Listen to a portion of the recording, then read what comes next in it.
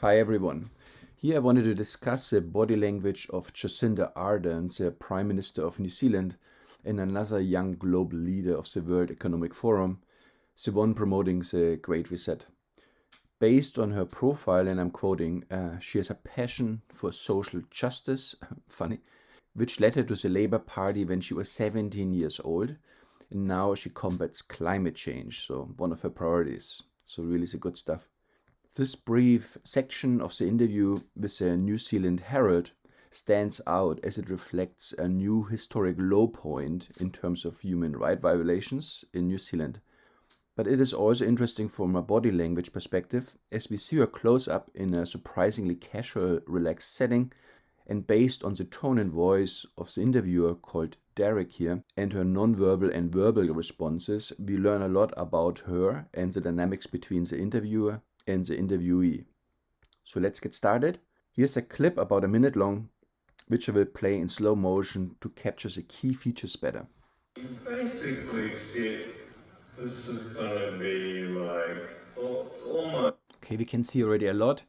We can see her very casual, slouching, spreading out her arms on the table, even leaning on her elbow. She's taking up and claiming a lot of space. She's very comfortable, either because she's talking to someone familiar to her, or because it's someone potentially equal to her, or at least she's talking to someone non-threatening and non-scrutinizing her. So she feels very safe, and she's certainly not intimidated in any way by talking to a reporter from the New Zealand Herald. You basically said this is gonna be like... Moving the hand to the forehead, that could be a sign of shame, but not in this case because it's part of a larger dynamic movement. She's essentially moving imaginary hair out of her face or blocking some imaginary sun. It's effectively an adapter or a self-pacifier, and in particular women often play with her ears or with her hair. At some point she also sticks out the tongue a tiny bit. This is gonna be like, well, it's almost... So here we saw it. In that case, it's almost flirtatious because she's also licking her lips and she's looking down very attentively to the table in front of him, what he is doing. So she's very observant. Yeah, and so it's a very intimate setting. Also, his voice is slowed down and hence lower. Even in real time, he speaks very slowly with a very low voice and very non-agitated, uses very casual vocabulary. It's a very intimate conversation. Yeah, it's a bit like pillow talk, surprisingly. You probably don't see it like this, the two different classes of people. So now he talks about the two different classes of people, vaccinated versus unvaccinated. If you're vaccinated or if you're unvaccinated, you have all these rights. If you are vaccinated... That is what it is. So, yep. Yep. So yeah, big smile, happiness involving her eyes. We see these crow feet like wrinkles. That's a true smile. There's joy all over her face. But at the same time, she's hiding behind her hand. So maybe it's that casual setting. She feels that she was maybe too direct and she revealed too much, too openly. So she's retreating a bit behind her hand. There are two really unusual things about this interview. First, that she's admitting to creating a two-tier society. And the second one is that the reporter, Derek, does not question her, does not follow up on this statement. There's no scrutinizing of politics by media here. She's completely non-challenged at all. Can you describe as you were previously hoping not to be able to, not to have to do that, I guess, when we still felt like we could maintain a... He's talking about some elimination. I'm not sure exactly what this now means. I guess the elimination of this so-called virus. She's now taking on this critical look. It's an emblem almost of critical thinking, leaning on her elbow, on her hand, and spacing out. It's a thinking pose. Elimination across the whole country, I guess that has now changed because... I think it was less because this is serial. So now she's looking up. It's another thinking pose, a more creative thinking pose. I think she's playing these poses. She's using them. And there's this little expression of pain in her face, but this is just, again, part of this emblem of thinking. And she's rubbing extremely her hands now. That's not a sign of nervousness in this very informal setting. It would be inappropriate in a more formal setting, but she can do it in this setting. She's very comfortable. She can be said casual. Yeah, it's a sign of her own superiority. Determining that and more because we, of course, maintained and actually we have managed. So now she's moving her hands more fluidly to what she's saying. So there's more congruency now. These illustrators reflect the different time periods or the different levels of increased vaccination. Vaccination rates generally without the use of certificates. And now she's interlocking the fingers. It's similar to a steepling position. It shows that she's coming to a conclusion, that she shows, again, confidence and also superiority. But actually what has become clear to me is that they're not just a tool to drive up vaccines. They're a tool for confidence. So here we see this frowning and this big smile. She's squinting. It's a mischievous smile. She knows she's using kind of trickery here. She's indicating in a playful way that she knows she's causing trouble. She's aware that she's using people's trust or abusing people's trust to get vaccinated, to further push her agenda, to push it to the next level. Again, she's extremely happy. She's showing a big smile, almost like horse-like, because we see her teeth and her gums. I will come back to this in a second. So she looks extremely non-threatened. So especially when you see the gums like that and the eye corners going down, this is actually a sign of very compassionate behavior. And so she looks very different from the 20th century dictators.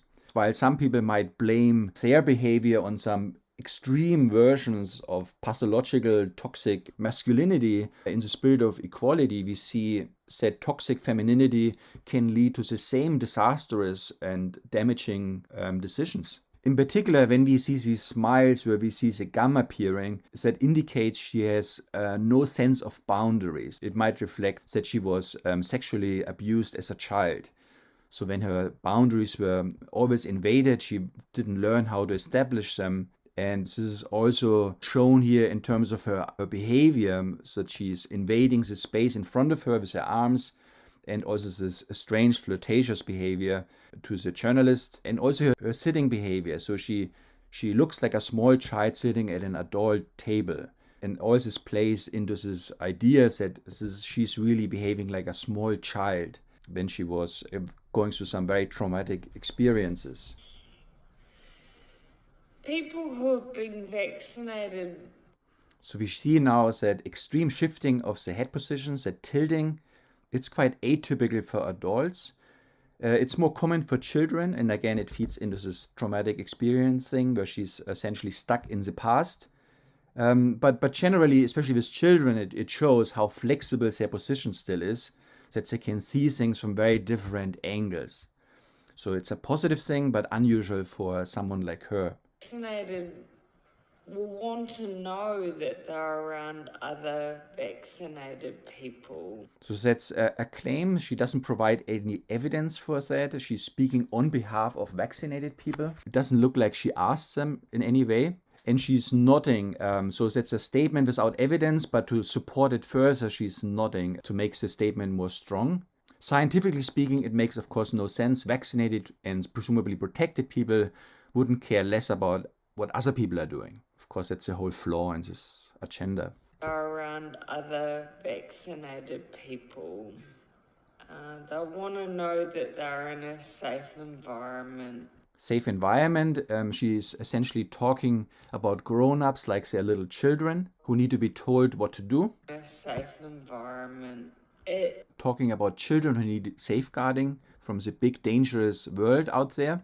Is a way that we can give confidence to those who are going back into hospitality or events, And so So she's using again these very open gestures, open arm gestures, and then the illustrators going back and forth, and then the pauses make her look like she's reflecting and thinking on the spot, coming up with these answers. That's very congruent with the corresponding speech. that is something that I think we should offer to And now she's pushing her hands together. So she's now literally pushing this agenda people who have been vaccinated. in very non-threatening language. The word offer is not, doesn't sound very demanding. That confidence that we're doing Confidence, again, a very positive word. everything we can to keep them safe, Safe again. and that they And here we saw it again.